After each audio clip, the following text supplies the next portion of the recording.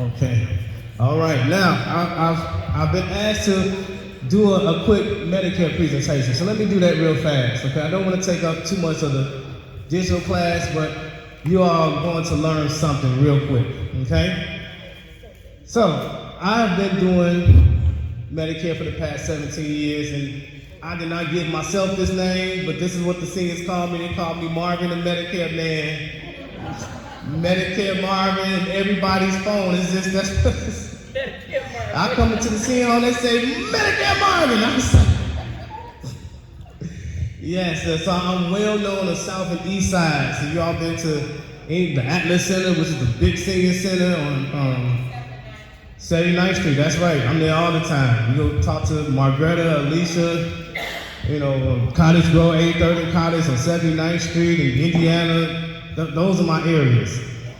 And so let's talk about Medicare and what it is real fast. So the way that you got your Medicare initially, right, is because you worked for 10 years or your spouse worked for 10 years and they earned these things called quarters with Social Security. You gotta have 40 quarters and you get what's called premium free Part A. That's right on your card. That means you don't have to pay for it anymore. But if you didn't have 40 quarters, they would make you pay for it. You pay up like $500 a month, which is a hefty price. But you got your quarters, no worries. So then they make you get this thing called Part B. Now Part A, is your hospital coverage. That means you can go to any hospital in the United States of America that accepts what's called Medicare assignment. That means they agree not to charge you what they would normally charge you, but what the government has to know that is reasonable for you. That means whether you go to hospital in California or Florida, New York, you will get charged the same exact amount. You know that before you get there, okay? So now take a look at Part B. Part B, it says medical on your card. It doesn't only mean your doctor coverage, but it definitely means your doctor coverage. When you go see your specialist, your PCP, that stands for primary care physician. Sometimes it says GP, that stands for general practitioner. And also, it covers your DMEs, your durable medical equipment, your canes, your wheelchairs, your walkers, your automated beds. When you have these things that are broken, you see people in wheelchairs that are pushing them and they're in pain, that's not correct. They should go to the doctors and say, this device is no longer supporting my body correctly. So they get a letter written by their doctor, we submit it to the insurance company and a durable medical equipment company so that the insurance company will pay for a new wheelchair. So many people on broken devices because they feel they have to pay for them. That's incorrect.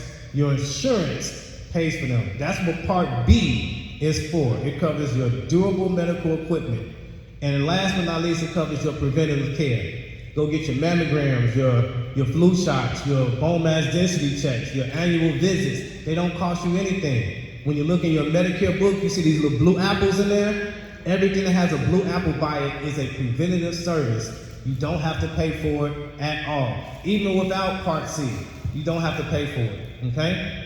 Now Part B is gonna cost you about $170, $180 a month, and it's gonna keep going up and keep going up.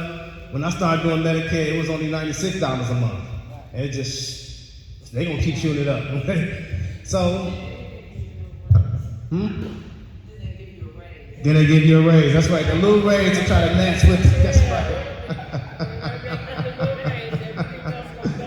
And I'm gonna skip Part C real quick to go to Part D. D is in David, it's for your prescription drugs.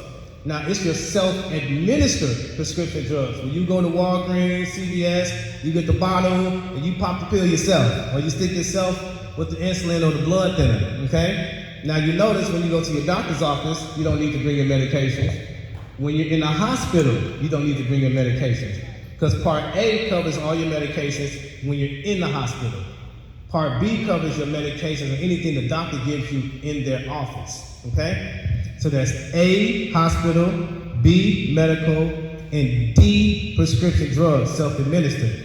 Now let's talk about this thing you see all the commercials which everybody's calling you about every day, which is Part C, as in cat, Medicare Advantage. Okay, the reason you're even getting this Medicare Advantage is to tackle this 20% that's left over.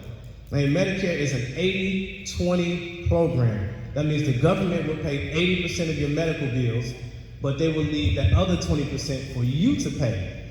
And the problem with that 20% is you don't know what the actual dollar amount is. So it can turn out to be a huge number. So it's very easy to get a $100,000 surgery. 20% of that, $20,000 bill, right? Very easy, even easier to get a $50,000 surgery.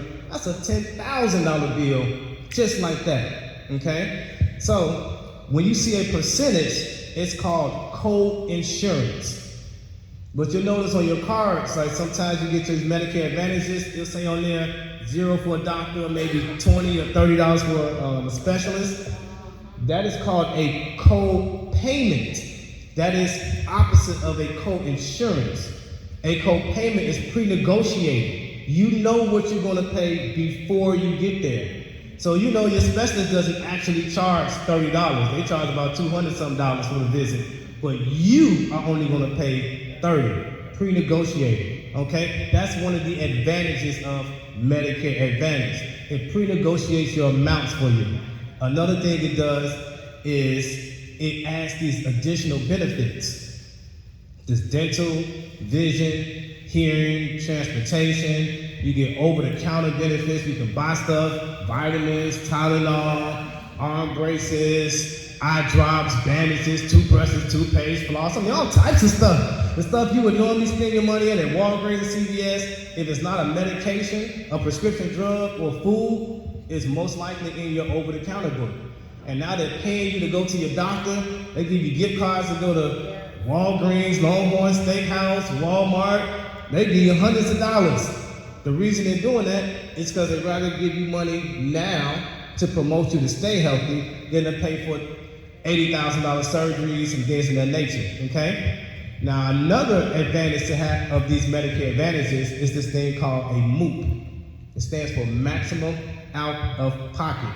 It limits the amount of money that you can pay for your health care within 1 year. So when you look at your plans, it may just say out of pocket, it may say out of pocket limits. Other companies will say maximum out of pocket. They're the same exact thing.